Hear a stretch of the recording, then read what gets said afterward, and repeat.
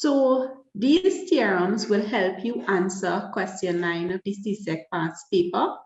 And I did send a little document for you to look through yesterday before attempting the question. The first theorem says the angle at which the arc of a circle subtends is twice the angle at the, so really and truly, the theorem says the angle at the center is twice the angle at the circumference. So if we have the angle at the circumference, the angle at the center will be 2 times that value, which is 2a. So that is the first theorem. The second one says the angle in a semicircle is a right angle. So as long as one of the length of the triangle is the diameter, the angle is a right angle. That is the second theorem. The third one, the tangent of a circle is perpendicular to the radius. So the radius meets the tangent at 90 degrees. The fourth says the angles on the same segment. The angles on the same segment are equal, and sometimes the angles are on the chord. So this is what the diagram looks like, and this is a chord, and the angles in the same segment of a circle are equal. The line joining the center, right? We have that. So this one, the exterior angle of a cyclic quadrilateral is equal to the interior opposite angle. So the angle at D is equal to the angle at C, right? So that was just some of the theorems there.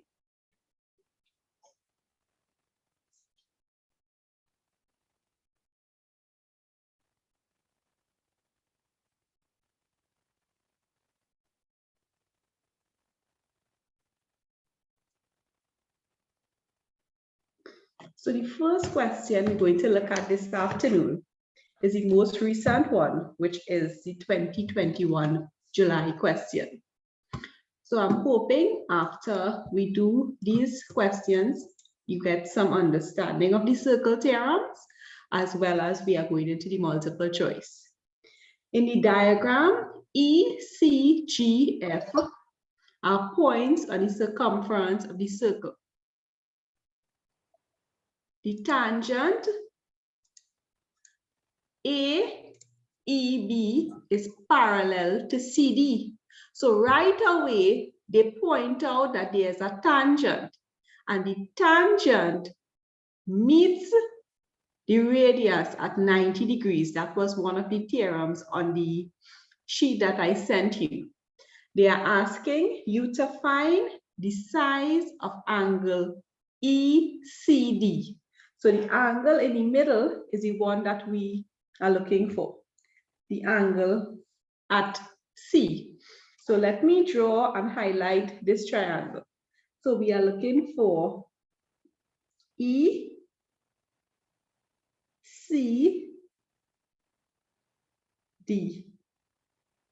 So this is the angle here that they are asking you to find. We are looking for the angle ECD. All right, so if you look here,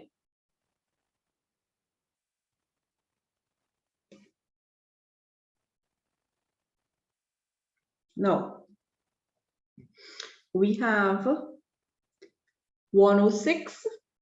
This here is a straight line. This is a straight line. The angles on a straight line give us 180. So therefore, the angle in purple is 180 minus 106, which is 74 degrees. Right? So that angle there is 74 degrees. So let's see what else we know.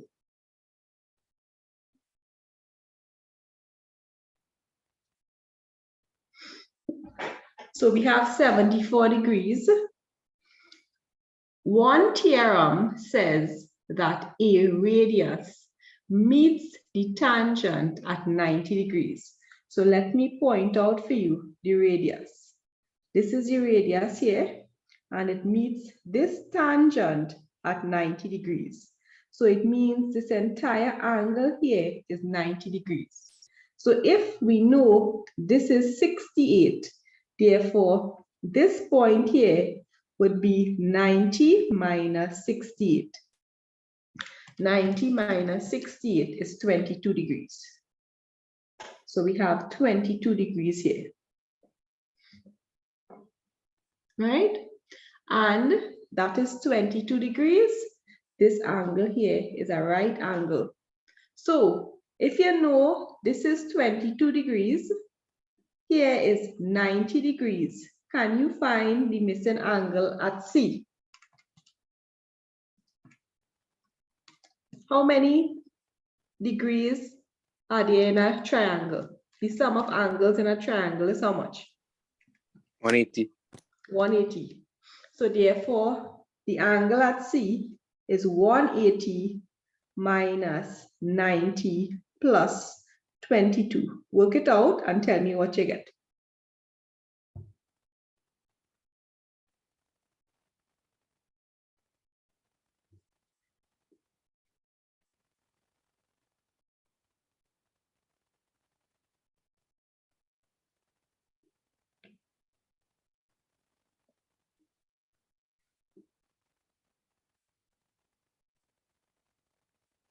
$68, miss. 68 degrees. Somebody could confirm that he is correct?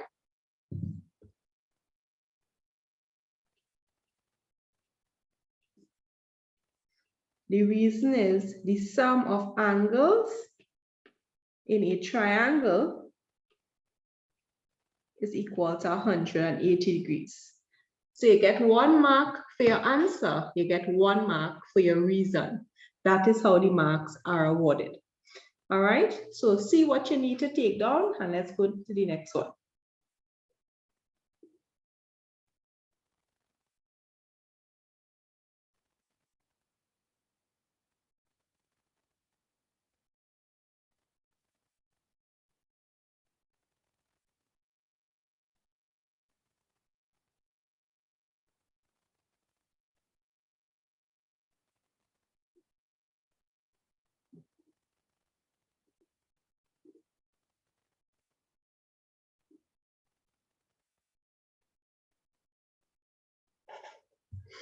All right, let's go. The next one we want to find is the angle CEG. So we want CEG. So let me draw it. CE,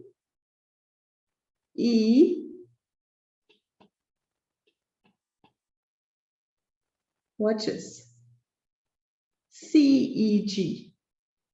So they are asking for this angle and I already found it. The angle is 22 degrees. Why is it 22 degrees? Because the radius OE meets the tangent AB at a 90-degree angle. That was one of the theorems listed in the worksheet that I sent for you. So the angle here is 22 degrees, and the reason is the radius meets the tangent at 90 degrees.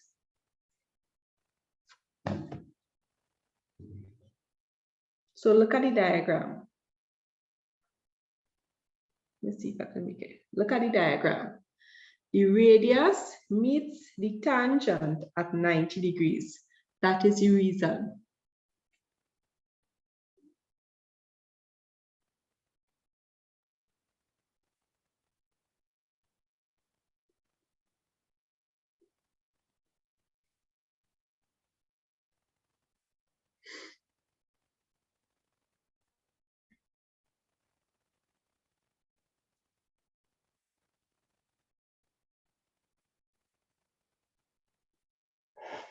All right, let's go to the next part. We want CGF. CGF. So let's highlight that.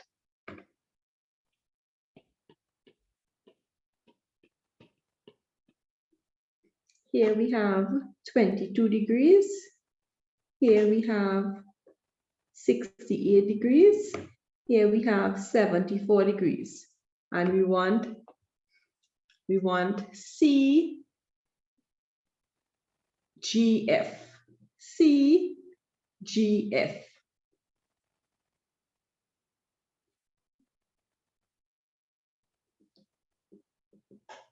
So this angle here we want. Now, this is a cyclic quadrilateral because it is a four-sided figure found in a circle. And any four-sided figure is called a quadrilateral. And it is cyclic because it is found inside the circle. Now watch this. This forms a Z. This is alternate angles. This is a Z shape. So it means 74 degrees is alternate to this angle. So if we know here as 74 and we know here as 74, we can find this angle. Because the sum of angles on a straight line is 180. So 180 minus 74 minus 68. This angle here is 38. Do you all understand how I got that?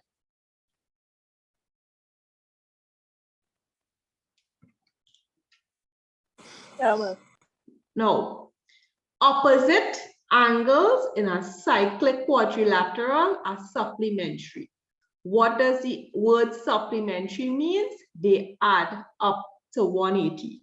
So therefore, this angle plus 38 degrees will give us 180. So work out this for me. 180 minus 38 degrees.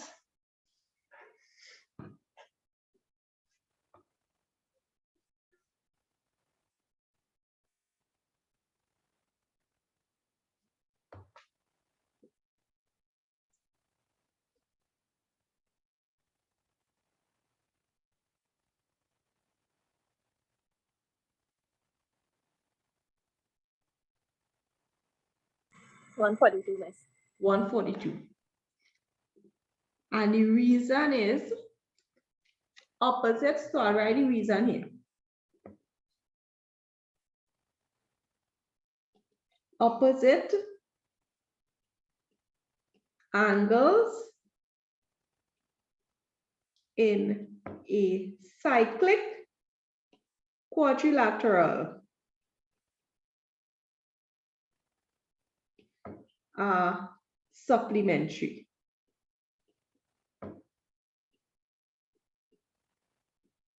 So write it down.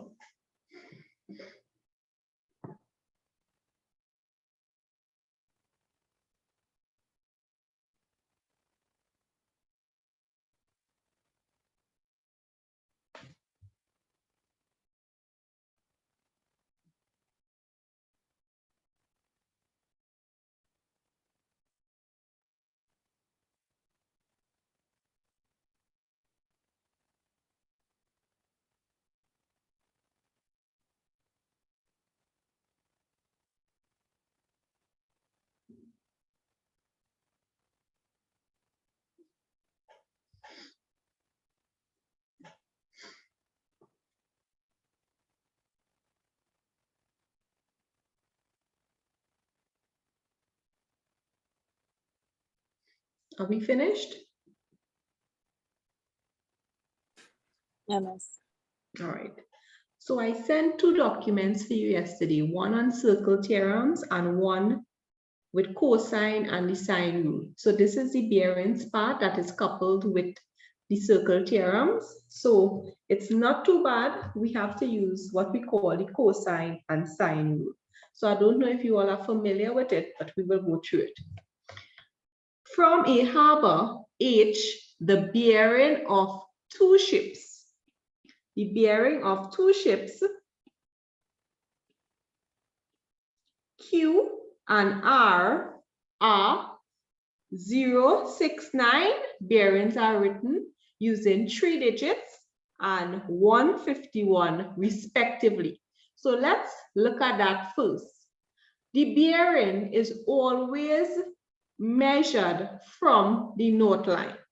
Let me reiterate. The bearing is always measured from the north line. So this is my north line, the bearing of two ships. So from the north line, the bearing to the bearing to the line showing Q is 69. So that is the first one. So that is given. They give you a next bearing. The bearing from the north line to R. So we could draw that. From the north line, this is R here. So we draw in this bearing here. And that is 151 degrees. So that is the two sets of information. The bearing is always drawn from the north line. Q is 175 kilometers. So that wasn't given, we could write it here. Here is 175 kilometers. And H, while R is 242 kilometers from H. So that is given. So for just labeling those two measurements on the diagram, we would have scored 1 mark. The question goes on to ask to calculate QR, the distance between two ships. Let me see the marking for that. That is 3 marks. So here's what we have. We have a triangle given 2 sides and the included angle. A triangle given 2 sides and the included angle. Now, watch this. This angle here is not 151 at all. The whole angle here is 151. So if this part is 69 degrees, what is this part here? How would I find that? The whole angle is 151. We already have 69 degrees, right? What is the missing part there? 151 minus 69. Yes. And what is that answer?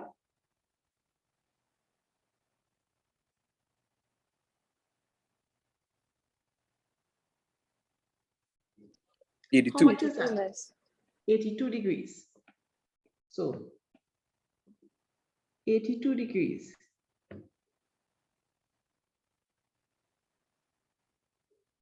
So I'm going to redraw this triangle.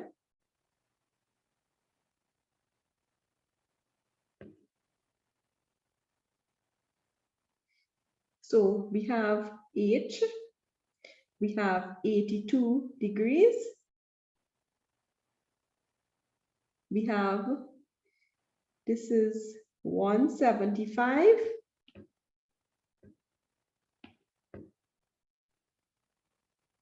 Here is 242.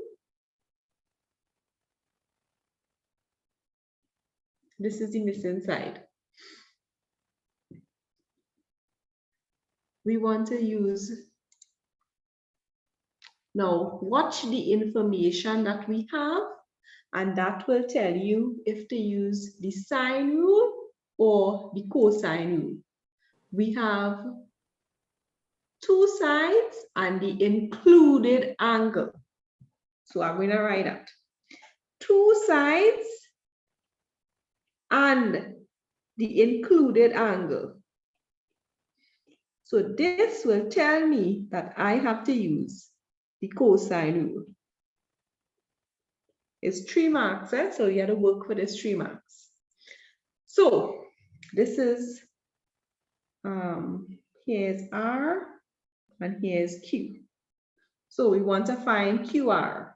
So QR squared is equal to 242 squared plus 175.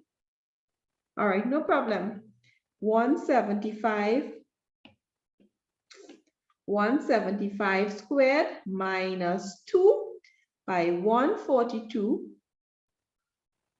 by 175 cosine of 82. So put everything in the calculator and give me a value to 3 decimal places. Go ahead. Put everything in the calculator and give me a value to 3 decimal places.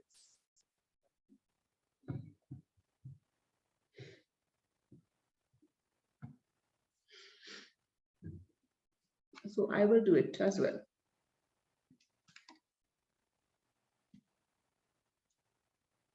You could put everything here in a bracket.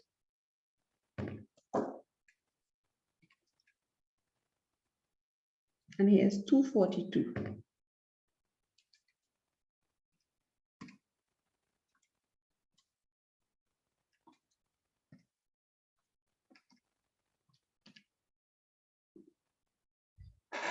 Put everything in the calculator and give me a value to 3 decimal places.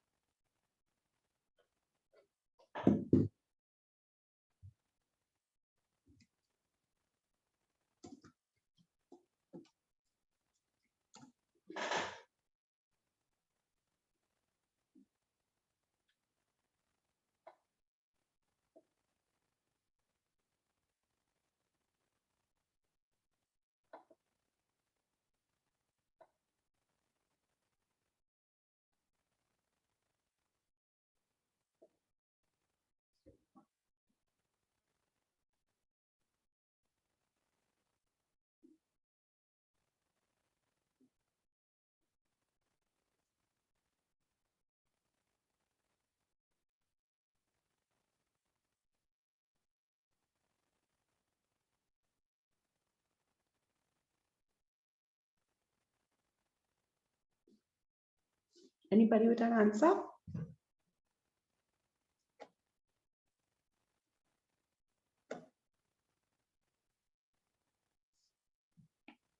Does anybody have an answer?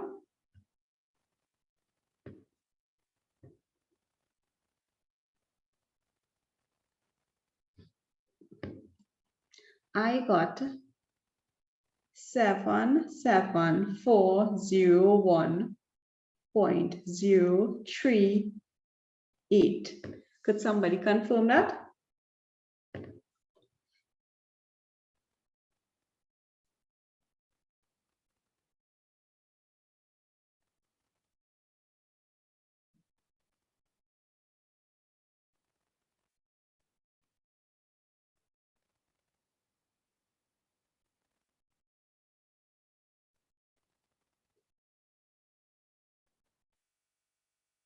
Did anybody else get this answer?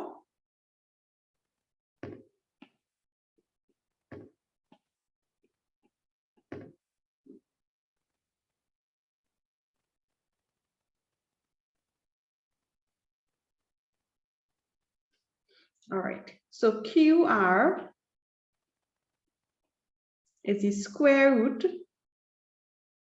thank you, 77401.038. Find the square root now.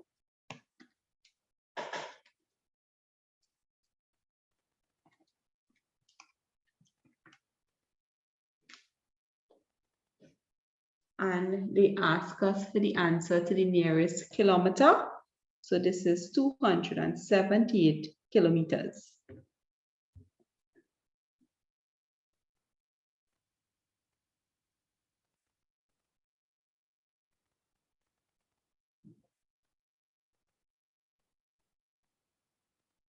So that was 4 marks. 1 for labeling the dimensions on the diagram, and the second part for calculate the distance between the 2 ships to the nearest kilometer. The last part, calculate how far due south of ship R is harbor H. So we want to label a diagram here. How far due south? Well, the opposite of north is south.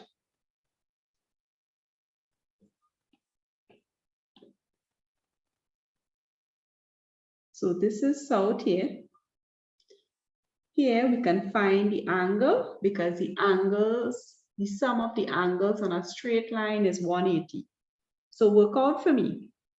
Add 69, add 82, and subtract it from 180.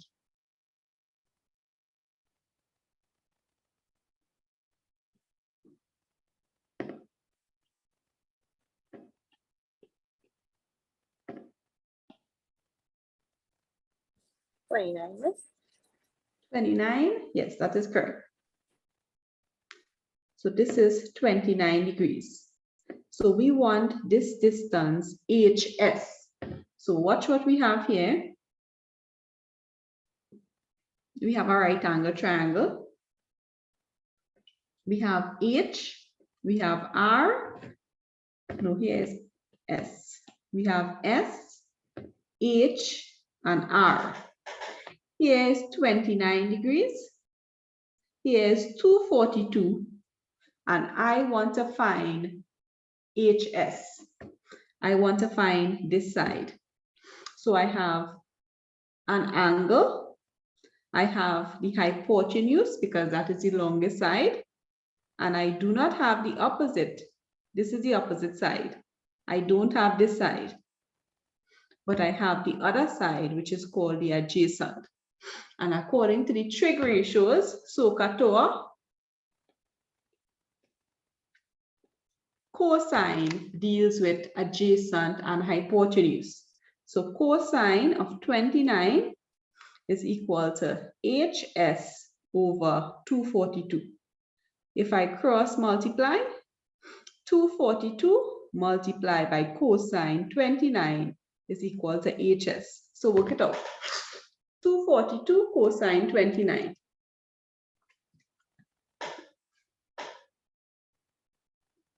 We want it to 2 decimal places. Work it out and see what you get.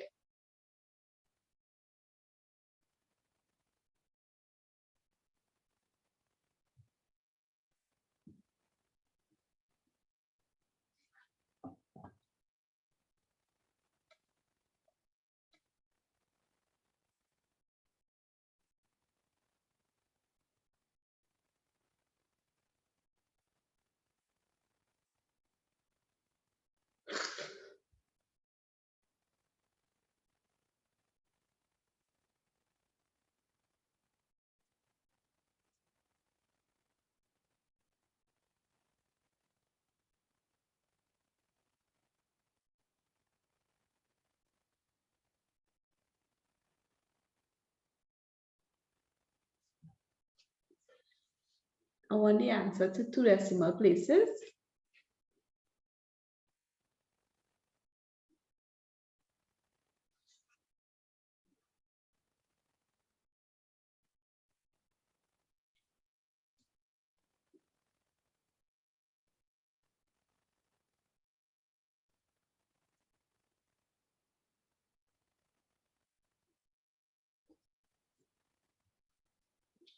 All right. Who has an answer? 242 cosine 29.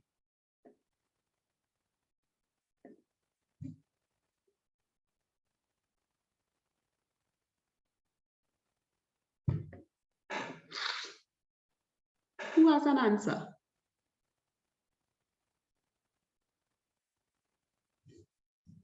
HS is 211.66.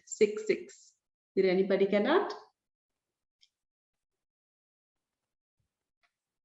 Did any one of you all get that answer for HS?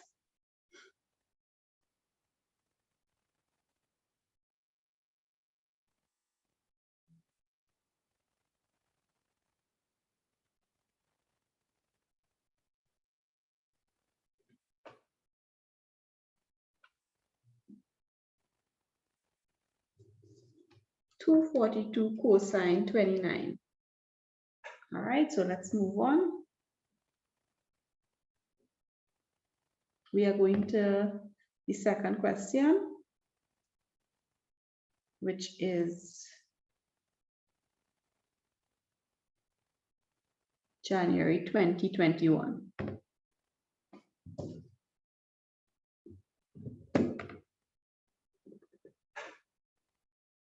In the diagram below, A, B, C, D are points on the circumference of the circle with center O. A, O, C, and B, O, D are the diameters. So right away, you are supposed to know there's a theorem that links the diameter of a circle. And the theorem says the angle in a semicircle is a right angle if one of the sides is the diameter. So right away, you are supposed to know that. Without, this is the diameter here, OC. If AOC is the diameter, the angle touching the circumference here is 90 degrees. State why ABC is 90 degrees, because AC is the diameter and the angle in a semicircle is a right angle. So the theorems that I gave you on your worksheet, please try and learn it. So take a minute if you have to and take down that, and let's continue. Another thing, since BOD is another diameter, it means this angle here is 90 degrees as well. Those are the two diameters. This is on the circumference, this is on the circumference. So those two angles are 90 degrees. Determine the value of each of the following angles. Show detailed working when necessary and give a reason. We want BAC. BAC. Now, look at this. Here is 2P, here is 3P. This angle here is 90 degrees. So therefore, 2P plus 3P should give us 90, because 90 and 90 is 180. So let's work it out. 2P plus 3P is equal to 90. So 5P is equal to 90. We have to find the value of P. We divide by the coefficient, which is the number in front of P. And 90 divided by 5 is 18. So P is 18 degrees. So therefore, this will be 2 by 18, which is 36 degrees. And this will be 3 by 18, which is 54 degrees. Let us add it. 54 plus 36 will give us 90. So this triangle here that I am highlighting for you in yellow, the sum of the angles is 180. Right? Y is 2, and the reason is the sum of angles in a triangle is 180. So take it on and let's go to Q.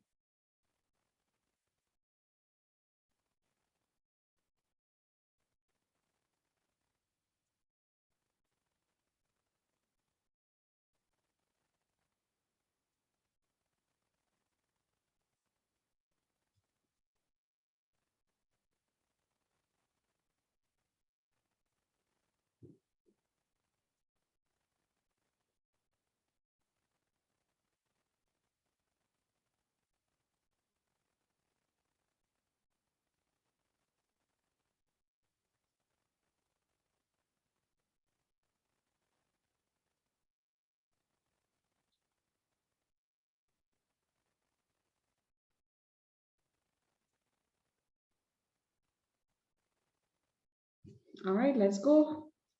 So therefore, this entire angle here is 90. We want to find Q. So therefore, if this part is 56, 90 minus 56, sorry, 90 minus 54. How much is 90 minus 54?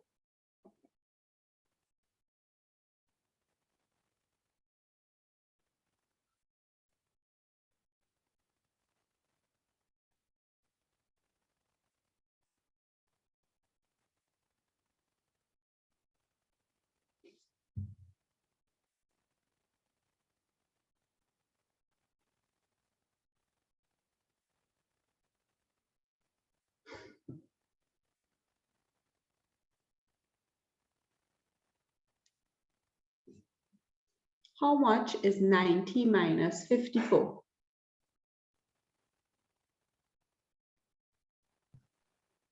36. 36. Now, look at this. O to D and O to C. Do those two lines start at the origin? Are these two lines starting from O? Yes or no? Yes, miss. Right? So if a line starts at the center and it touches the circumference, we have a special name for that. It is called the radius. So therefore, OCD is called an isosceles triangle. So if R is 36, Q is also 36. And the reason is OCD is an isosceles triangle. From the time the line starts at the origin and it touches the circumference, it is a radius. All right?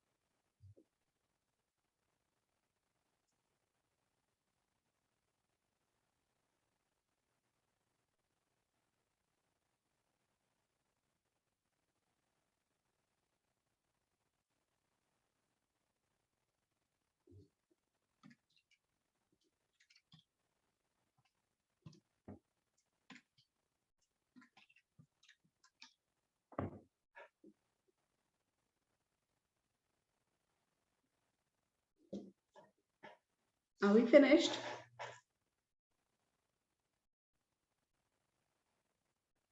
Is anyone still writing?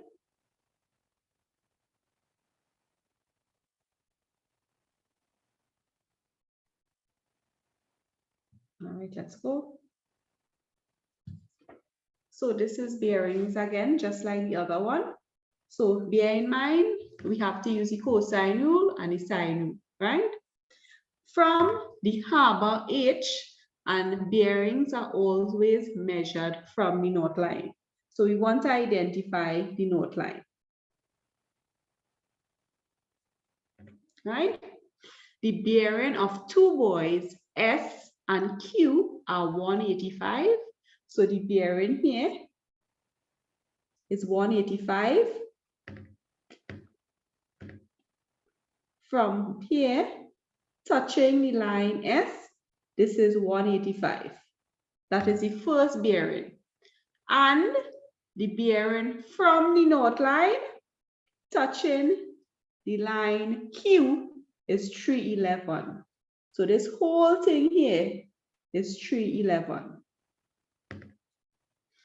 On the marked diagram below, which shows a sketch of this information, insert the value QHS.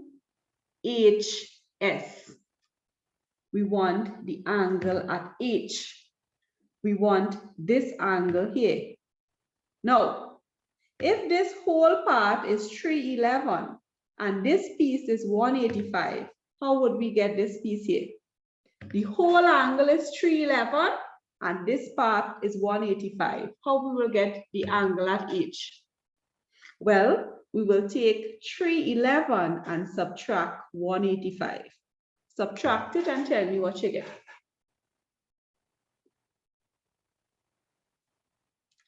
311 minus 185.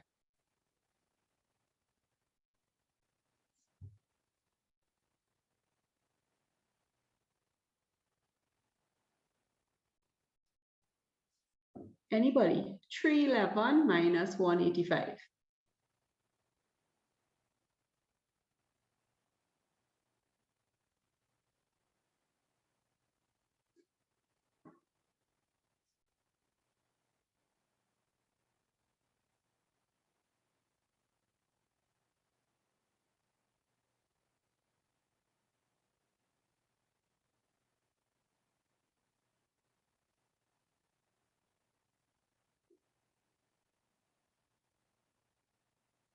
What is the difference of those two numbers?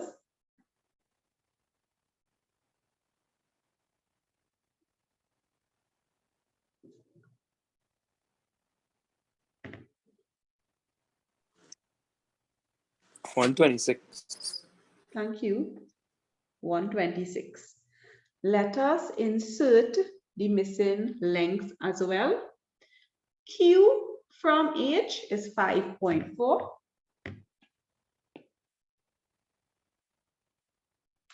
S from H is 3.5. So watch, we have the included angle and two lengths. So that gives us an indication when we have two sides and the included angle, we have to use the cosine rule. So the next part, calculate QS. You see that? Calculate QS. So just for simplicity's sake, I am just going to draw the diagram so you can be able to see why we use the cosine rule. Here is Q. No, here's Q. Here's S. This point here is H. This is 126 degrees. QH is 5.4 kilometers. HS is 3.5. They are asking you to find the missing side. We have two lengths and the included angle. So this is an indication for us to use the cosine rule. What is the cosine rule? It is pretty simple. It is QS squared is equal to the first length squared plus the second length squared minus 2 by the first length by the second length cosine of 126, which is cosine of the angle. Put everything in the calculator and get an answer to 3 decimal places. So go ahead, take it on, put everything in the calculator and get an answer to 3 decimal places.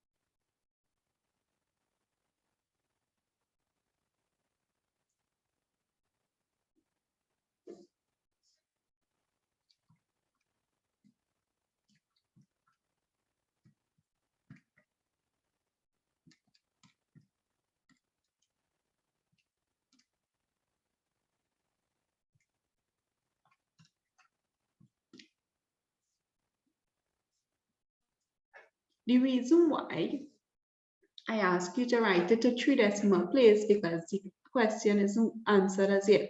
You still have to find the square root, and for accuracy, purposes, we want the answer to be close as possible to the actual value. So I have 63.628. So QS is the square root of 63.628. QS is equal to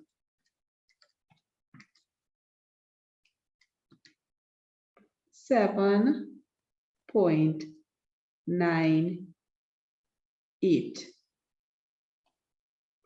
to 2 decimal places. So check that answer for me and let me know if you get the same thing.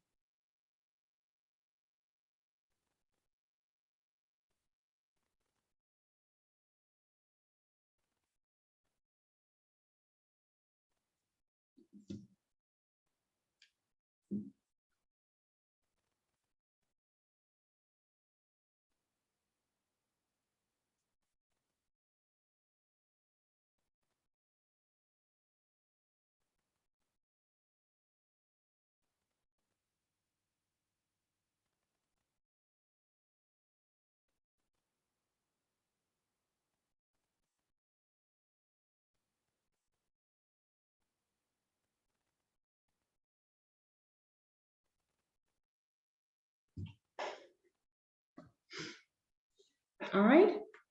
The next part of the question, calculate the bearing of S from Q. So from Q is where we are going to draw that north line. We want the bearing of S from Q. So we are going to draw the north line at Q. And we want the bearing of S from Q. So this is the angle that we want here. Right? Now, if you notice, this angle we have to find, this is theta. And let me show you something. Here, those two angles are co-interior. And 360 minus 311 is 49 degrees. So therefore, we will use the sine rule to work out theta. Here we just worked out to be 7.98 kilometers. We have this angle here, 126. We have 3.5. So we are going to use the sine rule. What is the sine rule? A over sine A is equal to B over sine B. That is the sine rule. So we need to have two lengths and the angle. So we have 3.5 is opposite to theta. So 3.5 over sine of theta is equal to 7.98 over sine 126. So we want to work out that. So let us just simply invert both sides. So sine theta comes in the numerator. So we're going to flip both sides. The reason why we're flipping it is to bring sine theta to the numerator. Sine theta over 3.5 is equal to sine 126 over 7.98. So sine theta is equal to 3.5 sine 126 over 7.98. All right, so take a couple minutes, take down what I have and see if you can work it out.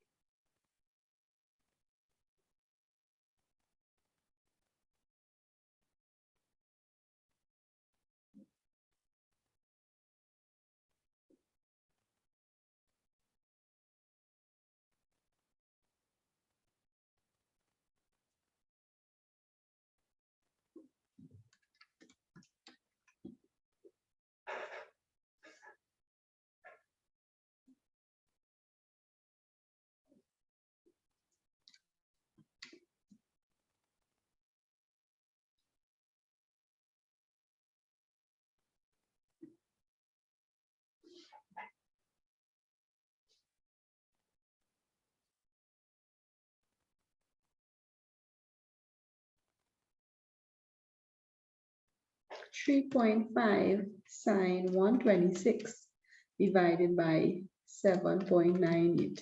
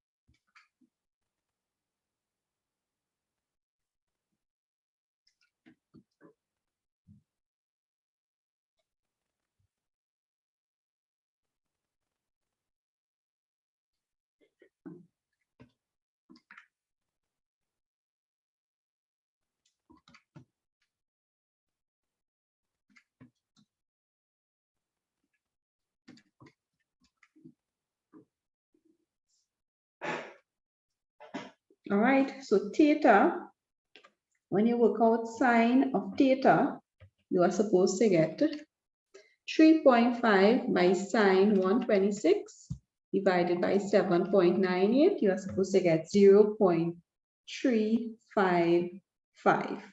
So theta is sine inverse of 0.355. To get sine inverse is second function sine, and you are supposed to get 20.79 degrees. So the angle theta here is 20.79.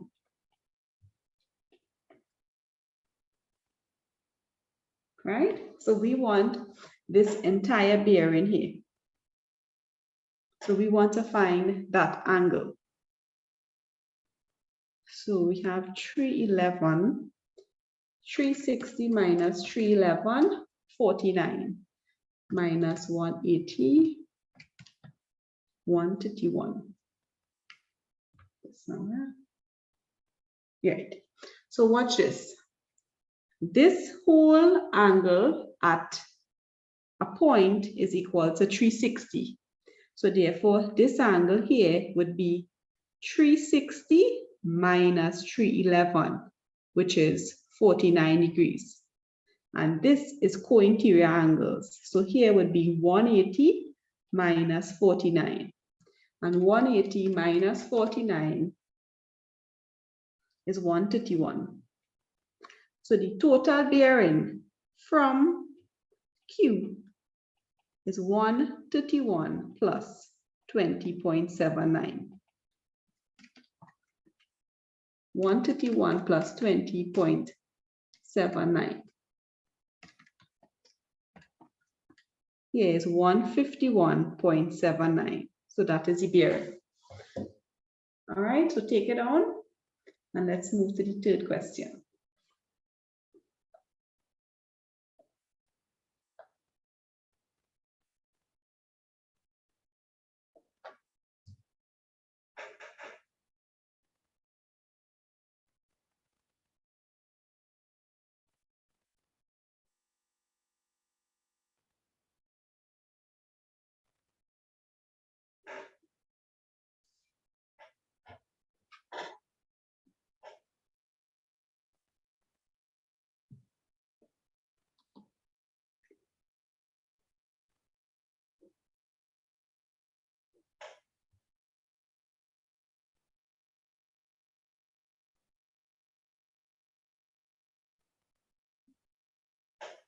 All right, let's go.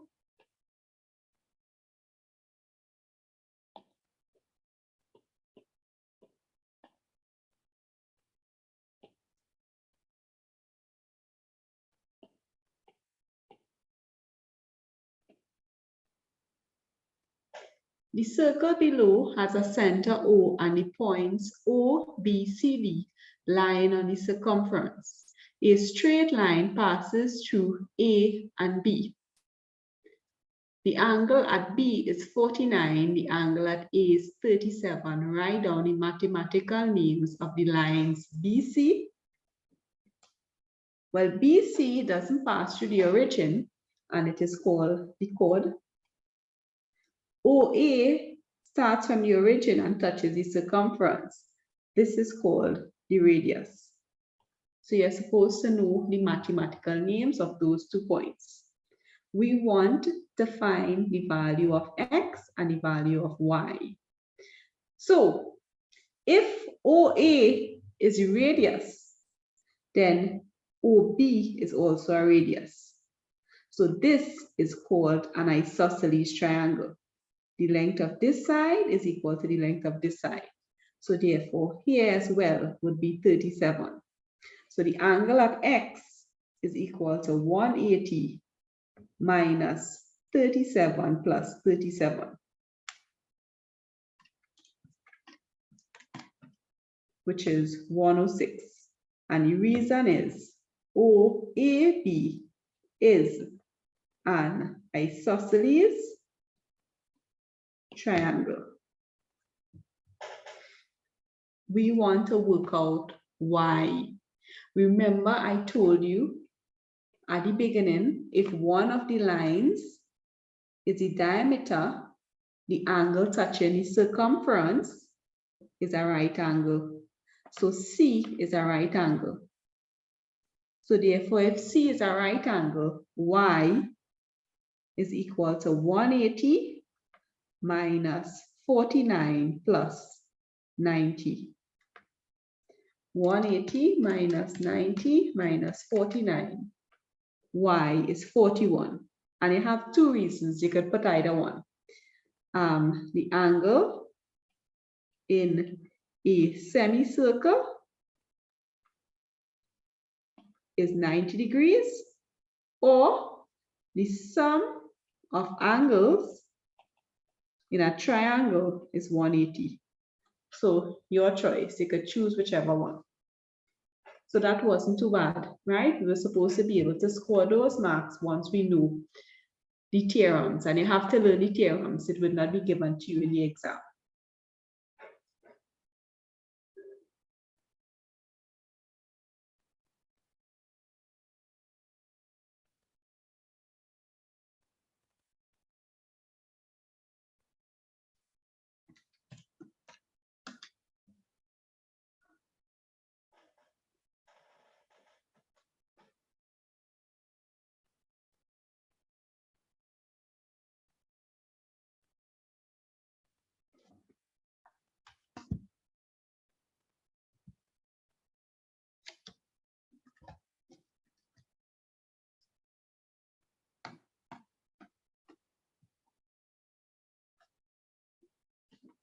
All right, let's continue. Again, we have bearings. The diagram below, not drawn to scale, shows a route of a ship cruising from Palm City to Cape Town and then to Rivertown. The bearing of Q from P. So we draw the north line from P and we draw the bearing to the point Q. That is 133 degrees. And the angle PQR is 56. They are asking you to find the angle W. Now look at this. This and this are 2 lines. So these angles here are what we call co-interior angles. And co-interior angles are supplementary. So here would be 180 minus 133, which is 47. So W is equal to 180 minus 56 plus 47. 180 minus 47 minus 46. 77. Right? Because the sum of the angles on a straight line is 180. The next part of the question, determine the bearing of P from Q. The bearing of P from Q. So we draw a knot line from where we see the word from, that is where we draw the knot line. So we draw it from Q. Where are we going? To P. So we're going all the way around here. That is the bearing that they want. And we have here, this is 180, that is a straight line. W, we just worked out that to be 77. So the bearing would be 180 plus 56 plus 77, which is 313. So the answer is 313. We want the distance RP. Well, again, we have two lengths and the included angle. If we have two lengths and the included angle, that should give you an indication that you have to use the cosine rule. So using the cosine rule, and what does the cosine rule says? It says PR squared is equal to the first length squared plus the second length squared minus 2 times the first length by the second length by cosine of the angle. So PR squared is equal to 210 squared plus 290 squared, and you can put everything in the calculator, minus 2 by 210 by 290 by cosine 56. And you are supposed to get 6090.304, and PR is the square root of 6090.304. PR is equal to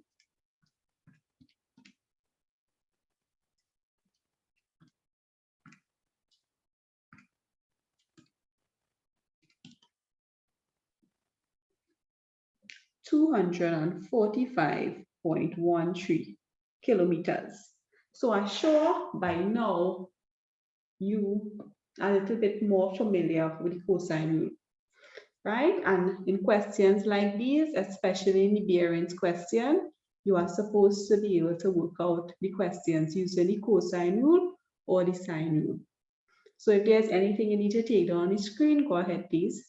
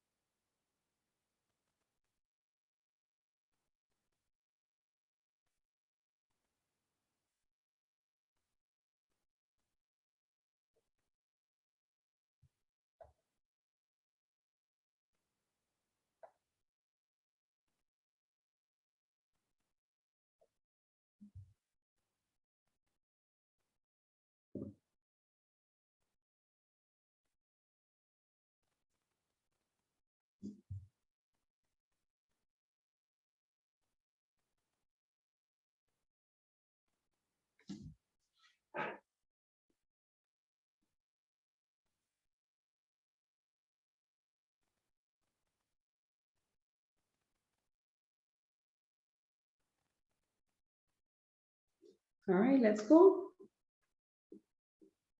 So we go to the 2019 paper.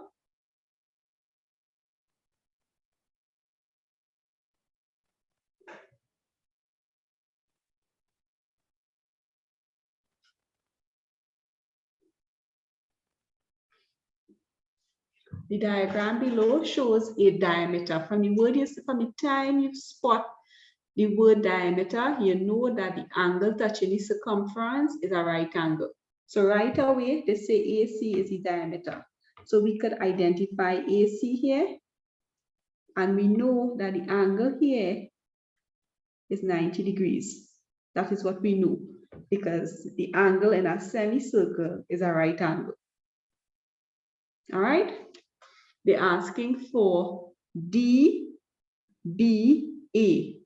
So watch this. They want DBA. So really they want this angle here.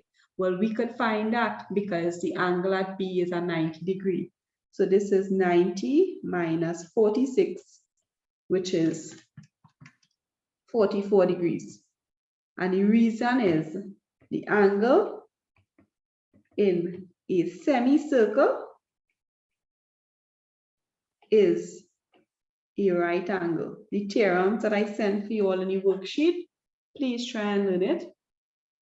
The next one they ask for is DAC. So we want DAC. All right, so let's see.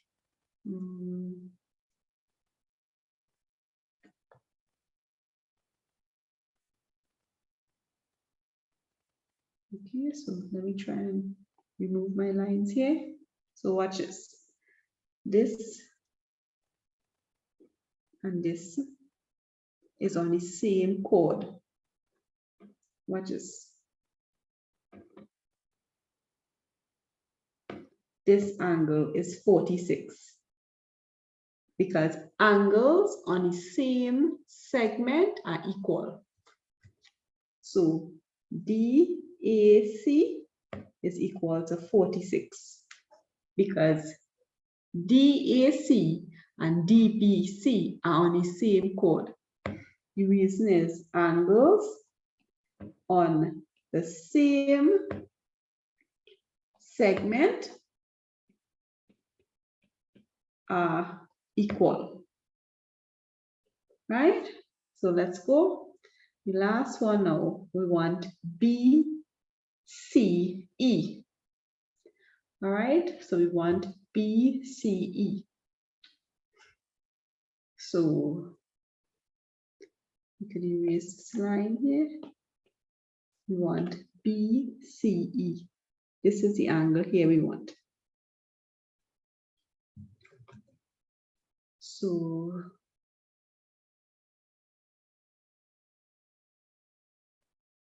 we know that this angle here is 28. How do I know that? Because it is on the same segment, right? So here is 28, sorry. Watch this. These two angles are on the same segment. So here is 28, there's 28. So this angle here would be 180 minus 28 plus 46. So 180 minus 46 minus 28 is 106. So here is 106. And these two angles are on a straight line. 180 minus 106 is 74. And the reason is angles on a straight line is 180. All right. So see what you need to take down there before we go to the next part.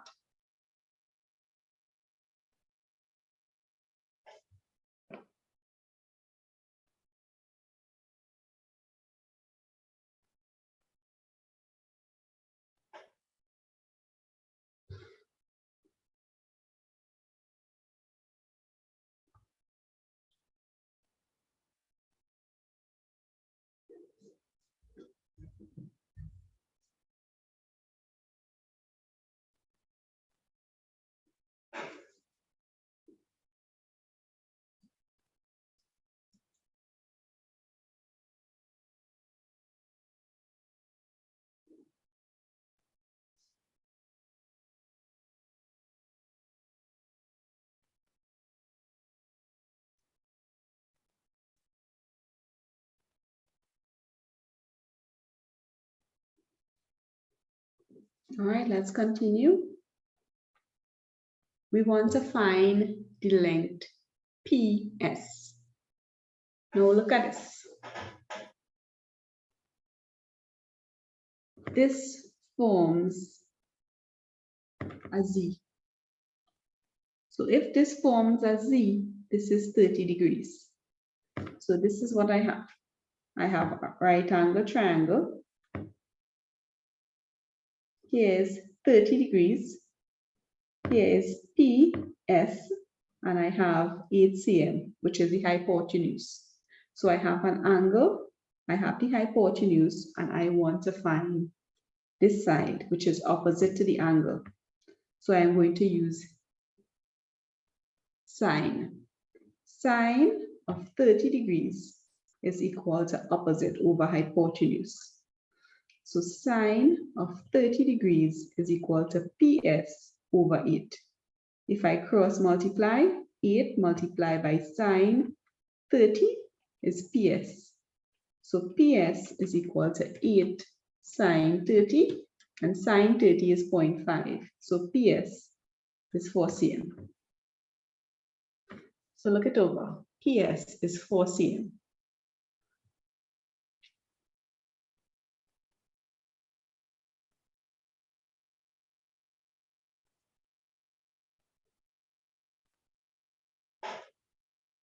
The next part, they ask us to find PQ. PQ. So we know in a right angle triangle, right? The square on the hypotenuse is equal to the sum of the squares of the other two sides. So using Pythagoras' theorem,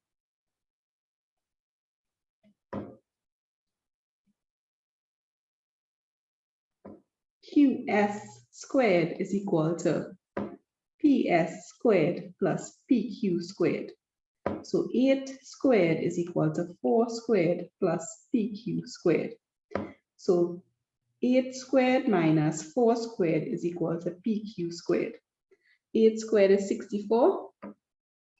4 squared is 16.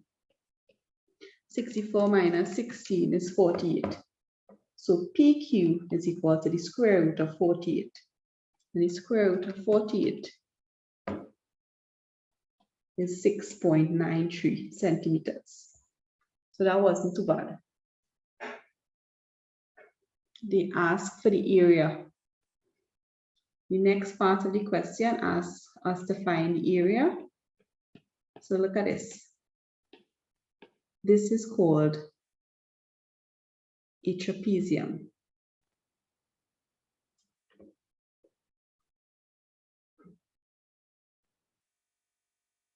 So here we know that this is 6.93. We need to find the length RS. So we need to find RS.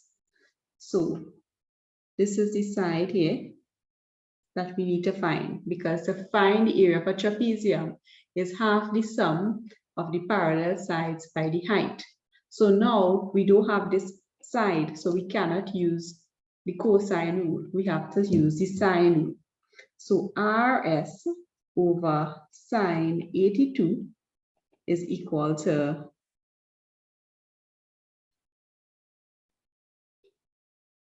this angle we could find, that is 180 minus 82 minus 30, 68 is equal to 8 over sine 68. So RS is equal to 8 sine 82 over sine 68. So RS is equal to 8 sine 82 divided by sine 68. RS is 8.54 centimeters. 8.54. So the area now, area is a half the sum of the parallel sides. This is the parallel sides, 6.93 plus 8.54 multiplied by 4. So 6.93 plus 8.54 multiplied by 0.5 by 4. The area is 30.94 centimeters squared. So I encourage you to try all of these questions that we did today. I will send the solutions at the end of the class. In the event that I forget, please remind me, right? I'm not going to give you all any break today. We're going straight into the multiple choice. So take down what you need on the screen and we go straight into the multiple choice.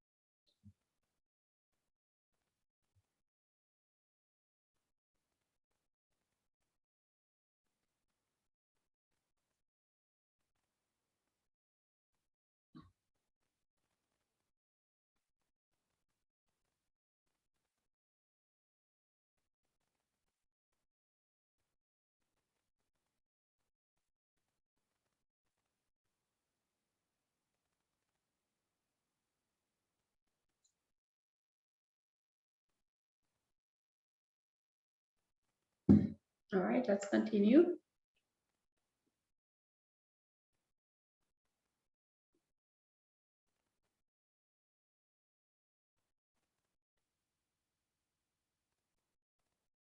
So we have 10 questions to do, numbers 41 to 50. And in our last session, we wrap it up with numbers 51 to 60. All right, so here's where we will get most marks, right? So let's continue. This was taken from the most recent past paper, the July 2021. The median mark scored by 200 students. The word median means middle. So median of 200, we are looking for the 100th value.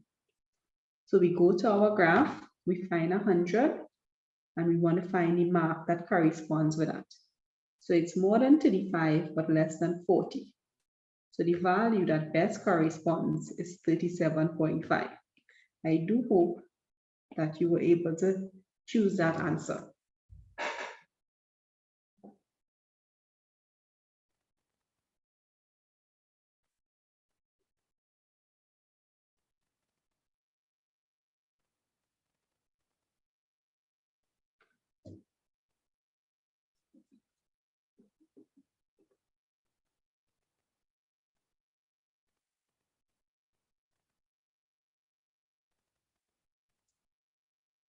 The highest mark scored on the test, well, if you notice, 180 is not a mark. 200 is not a score. The highest mark, some students scored 60. So the highest mark was 60. Some students scored 60. So the highest mark on the test was 60, right?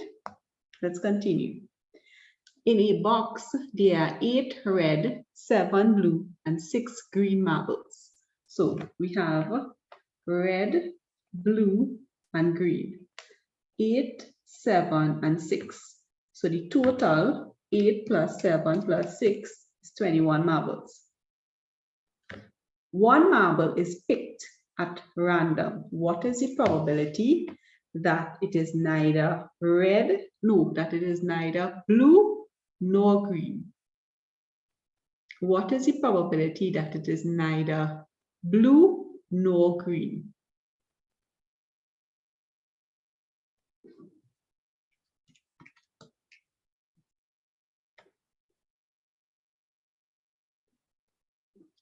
So we want the probability of choosing.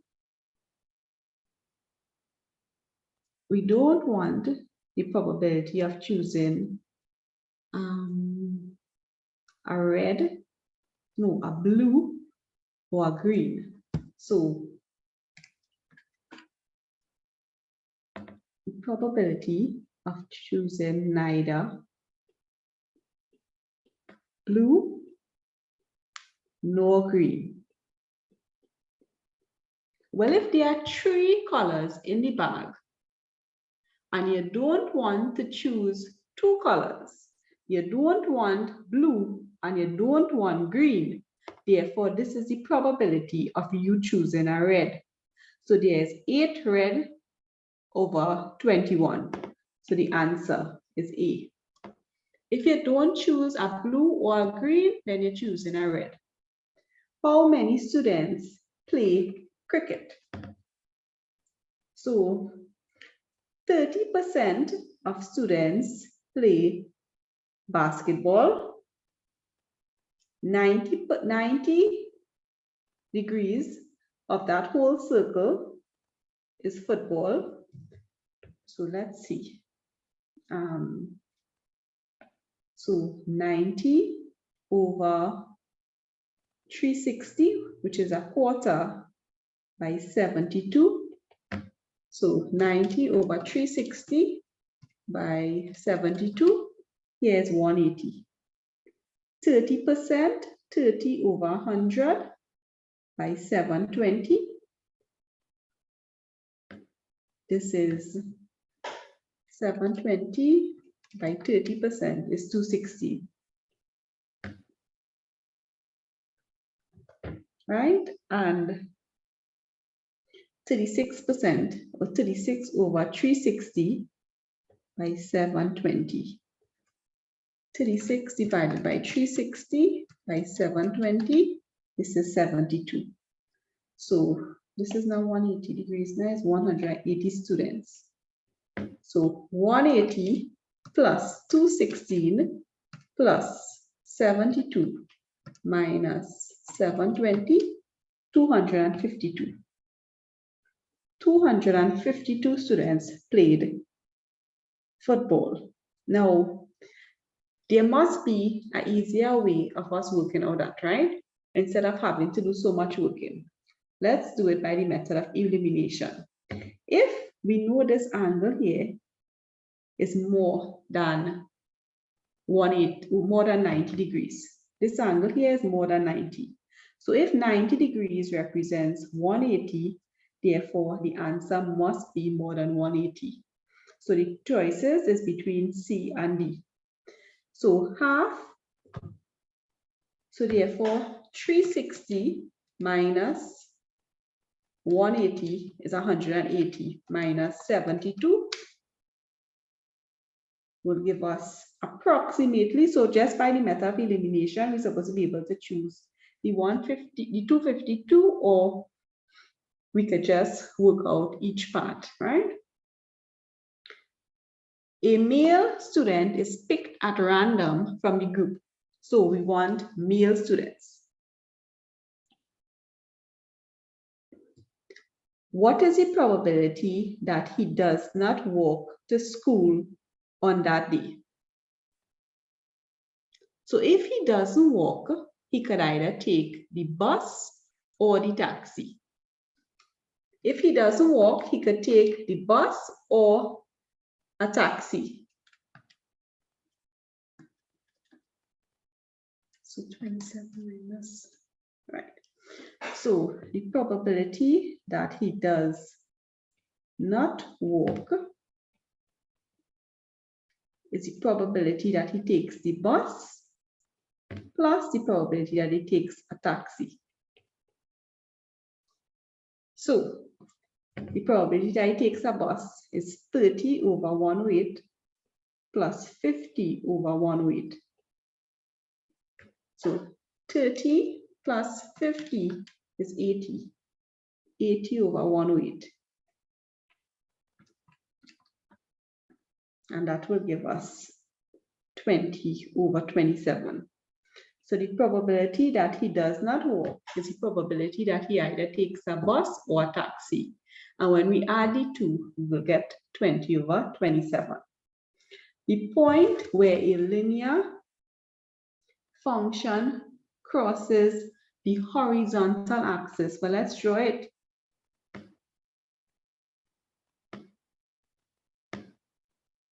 Where a linear function is another name for a line.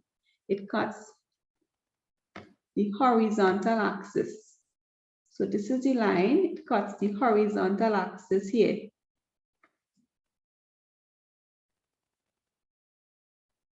So it is called the x-intercept, not the y, because on the x-axis, we only have x values. If it cut the y or the vertical axis, it would have been the y-intercept. So on the x-axis, we only have x values. The equation of a line which passes through the point 0, 5 and has a gradient of 4. Well, if it passes through this point, watch this, everything is given for you in that question. This is the point 0, 5. It passes through that point. So therefore, this is the C. And in an equation, y equal to mx plus c. Y stays the same, x stays the same. The gradient is 4, and the point where the line cuts the y-axis is 5. So my answer is y equal to 4x plus 5. So everything was basically given to you in the question. Which of the following represents a linear function? So anything with a curve, we don't want that. So we want a line, we want a straight line graph. Which of the following represents a linear? So we will take A. Not anything with a curve, right? So this will have an equation, something like y equal to 4x plus 5. We wouldn't take B because B will pass through only one point and it doesn't have an x, it doesn't have a y value. You see how this passes through a point on the y-axis? This only has an x, so we wouldn't take B, we'll take A. Number 48 is a popular one. They want the coordinates of the turning point. The turning point is where the curve goes up and it turns. Here is where it turns. This is the point that they're asking. And this value is 2, 4. And this is a popular one. A line is parallel to this line here. What is the gradient? Well, if two lines are parallel, the gradient must be the same. So what they are asking you is simply to rearrange this to find the gradient. The gradient is given in the form y equal to mx plus c. So we want the equation to read y equal. So we move in everything until we get y equal. So we have 3x minus 7y minus 9 is 0. Because we like to work with positive, we will take this and we will move it. So 3x minus 9 is 7y.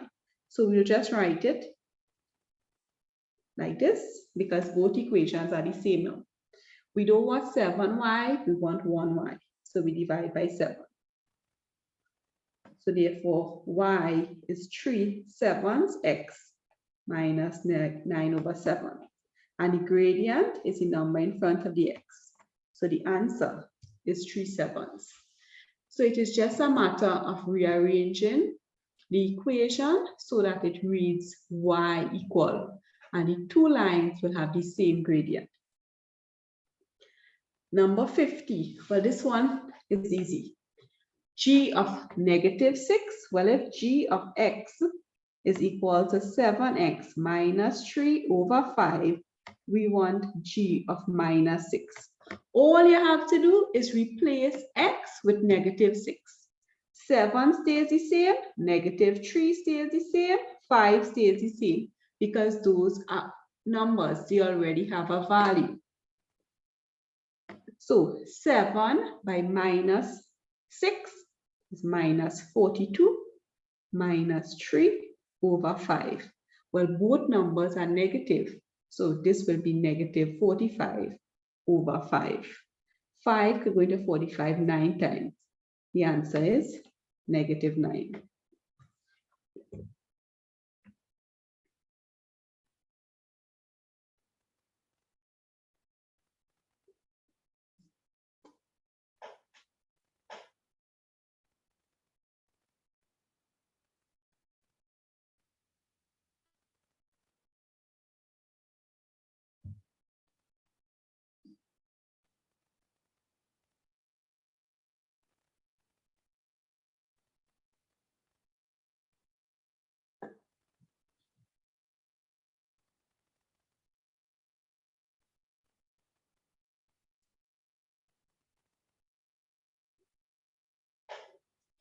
So number 21, they ask for the interquartile range. The interquartile range is the upper quartile minus the lower quartile. We have 20. So the upper quartile Q3 is 3/4 of 20. So we are looking for the 15th value. So we're going straight across, and we want the 15th value. So this is a little after, so this will be about 7, let's say midway between, a little after 7, so let's say about 7.2. Then we have Q1, which is 1/4 of 20. We are looking for the 5th value. So we're going straight across, coming here, I will say about 2.2. So the interquartile range is Q3 minus Q1. 7.2 minus 2.2, the interquartile range is 5. If they ask for the semi-interquartile, that is where you divide it by 2. Watch this again. A respondent from an ethnic group P is selected at random. So we're looking at the ethnic group P. What is the probability that he has a negative attitude towards mathematics? So he has a negative attitude. So it is 24/60.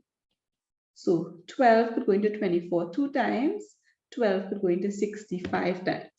So this respondent has a probability of 2/5, right? Item 45 refers to the arrow diagram, which best describes a relation. So we have 2 mapped to 8 and 2 mapped to 10. We have 4 mapped to 8 and 3 mapped to 9. So therefore, x is a factor of y. 2 can go into 8, 2 is a factor of 8. 2 can go into 10, 2 is a factor of 10. 3 can go into 9, 3 is a factor of 9. 4 can go into 8, 4 is a factor of 8. X is a factor of y. The set of ordered pairs, which of the following, when added to the set, would form a relation that is not a function. So let us list all the elements. So this is the x value. So let's put that -2, 4, 10. -2 is mapped to 7. 4 is mapped to 6.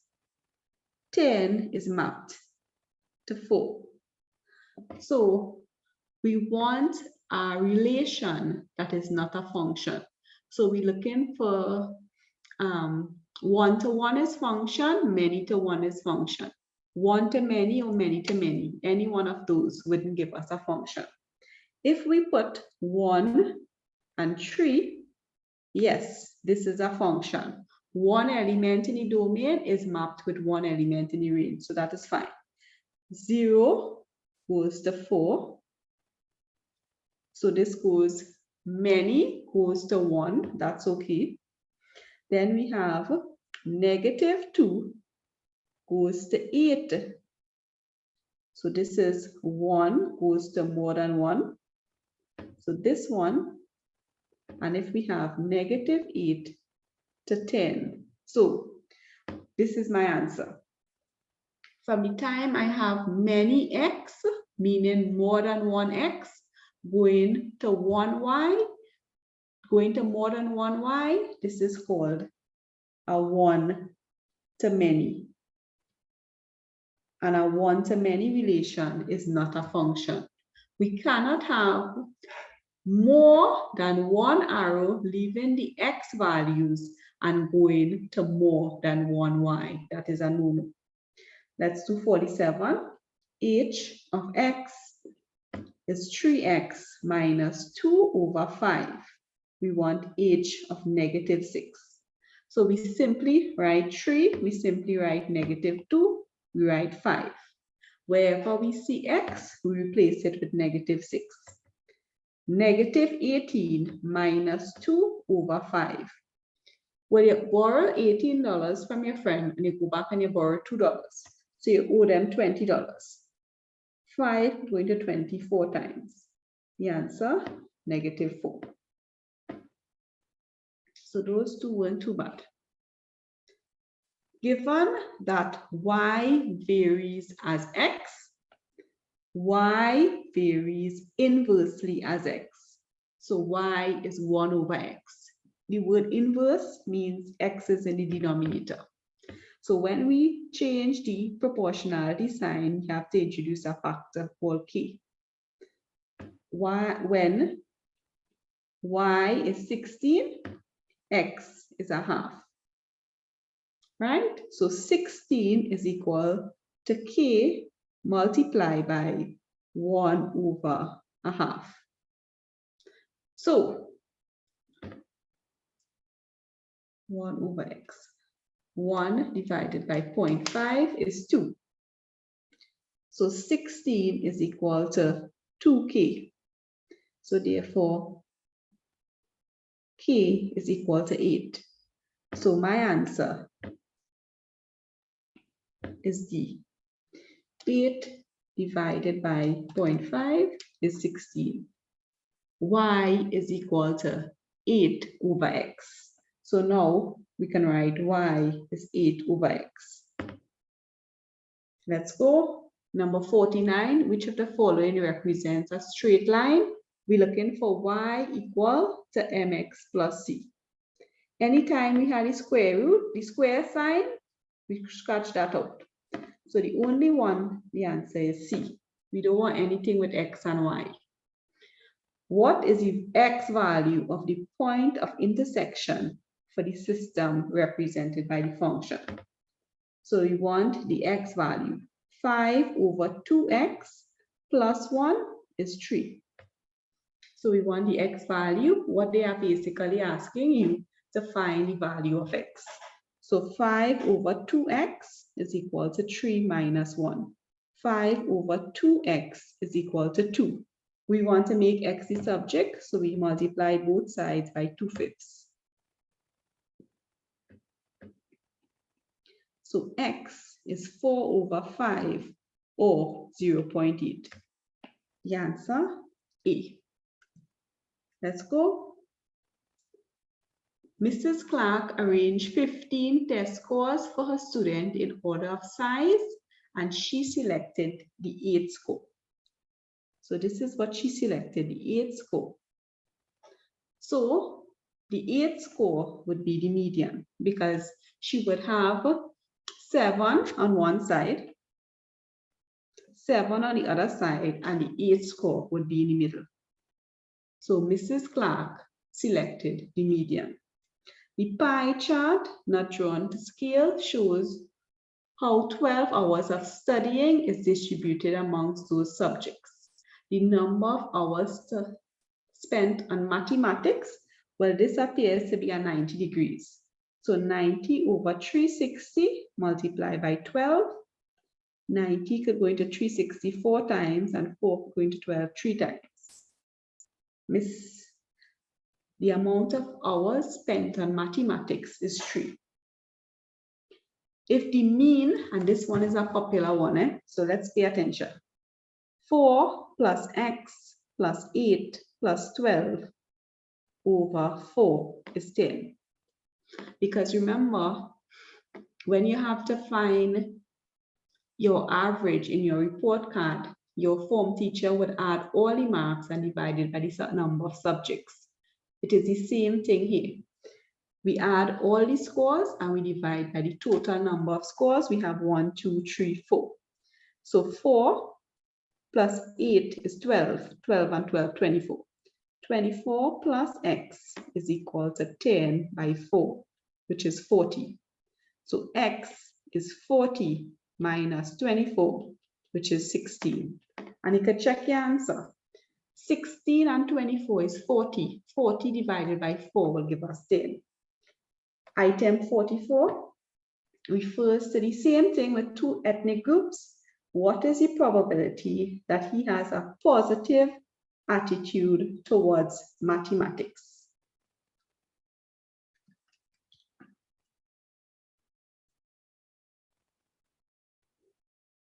We're looking at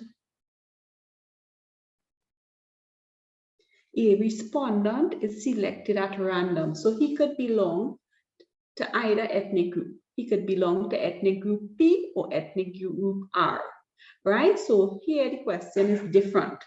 So positive attitude, 37 over the number of respondents. So 37 over 100 will give us 0.37. The answer, B. Number 45, which of the following best describes a function? We are looking for 1-to-1 or many-to-1. Those are types of functions. You see from the time we have 1 going to many, this is not a function, right? 1 going to many, this is not a function. This one here, many, 1 going to many, this is not a function. This one arrow leaves and goes to 1. So this is what we call a 1-to-1 relation, and it is a function. The straight line cuts the y-axis. Let me get this straight. If a line cuts the y-axis, we will only have a y value. X is equal to 0. So you see this right away, this is wrong. And this is minus 2. So the answer is 0 minus 2. You must know that this vertical line here is what we call the y-axis. And right away, you're supposed to be able to choose it. Anything with 3 and 2, you could eliminate because that is not the point. The gradient. The gradient is the change in y over the change in x. So you could identify this here. This point is 6. And what you're leading a what? Bridget, you were saying something? Here's 3, here's 1. So the difference here, 3 minus 1 is 2. Here is 6 and here is 2. So the difference here is 4. So the gradient is a change in y over the change in x. The change is what I mean by the difference. 2 over 4, it is a half. The answer, B. We want to find f of minus 3. So we simply leave 2 as is, 1 as is, and in place of x, we put negative 3. Whenever we square a number, the result is always positive because negative 3 multiplied by negative 3 is positive 9. So 2 by 9 minus 1 is 17. 18 minus 1 is 17. Let's go. These are two popular questions. They ask you for where it intersects y equal to 0. Well, here's what. Y equal to 0. Let me join this. Y equal to 0 is the x-axis because on the x-axis we only have x values. So the points of intersection 0, 4. A. They want the maximum point. The maximum point is another name for the turning point, where the curve turns. It turns at 2, 4. The answer, 2, 4. That one is a repeat. Let's go. They're asking for the median mark. So the median will be 200 divided by 2. We're looking for the 100th value. So we go into where the curve cuts here. So it is a little more than 35, but less than 40. So the answer, 37.5. We did that one already. If the quartile, what is the quartile range of marks? By the 200 students. So we have to find Q3, which is the upper quartile. So 3/4 of 200. We're looking for the 150th value. And Q1 is the lower quartile, which is the 50th value. So the difference of those two values. So we're looking for 150. So here would be 140. So in between here somewhere would be 150. Coming straight down. And here would be 60. So in between here would be 50. So let's see. That looks like a difference of 12.5. Watch it. 30 to 40 will give us 10, and it's a little more. The difference here, 30 to 40 will be 10, and it's a little more. So we will go with 12.5.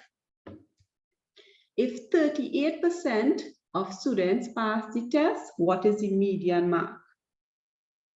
So 0.38 by 60.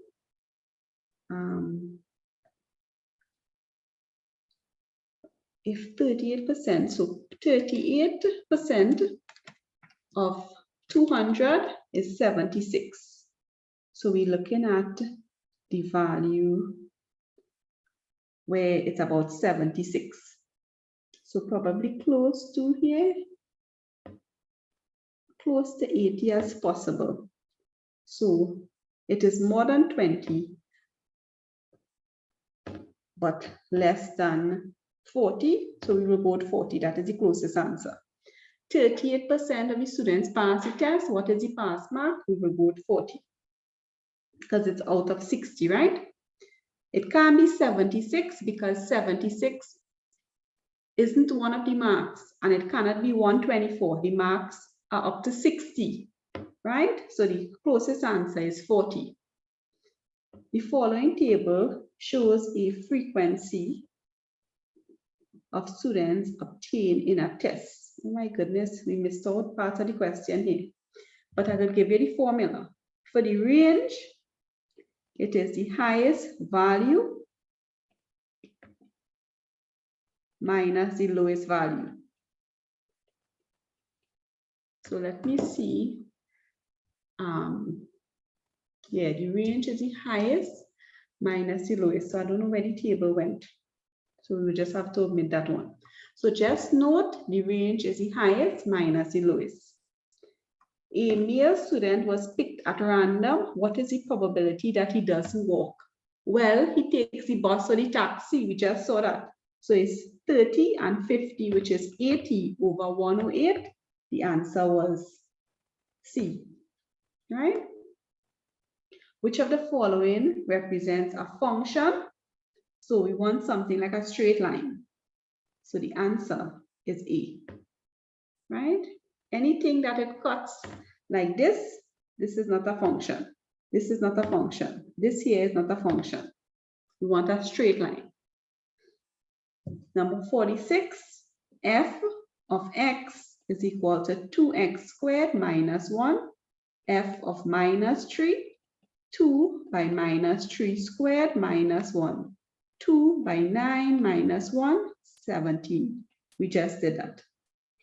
The straight line cuts the y-axis. This is the point. X is 0, so it's 0 minus 2. That is my answer. We did this one already. The equation of the line which passes through. Oh. So watch this. Y is equal to mx plus c. The gradient is 4. So right away, it's supposed to be 4x. So this and this we could eliminate. Watch how we could choose the answer, right? Those two we could eliminate. We know this is the y value. So it has to be yx plus y equal to 4x plus 5. That is my answer. So just by eliminating some of the answers that we know are not correct, we can choose the correct one. The range, minus 2, minus 1, 0. So we want x cubed. So minus 2 cubed is minus 2 by minus 2 by minus 2. 2 by 2, this will give us positive 4. Positive 4 by negative 2 will give me negative 8. So my answer starts with negative 8. And the only answer that starts with negative 8 is D.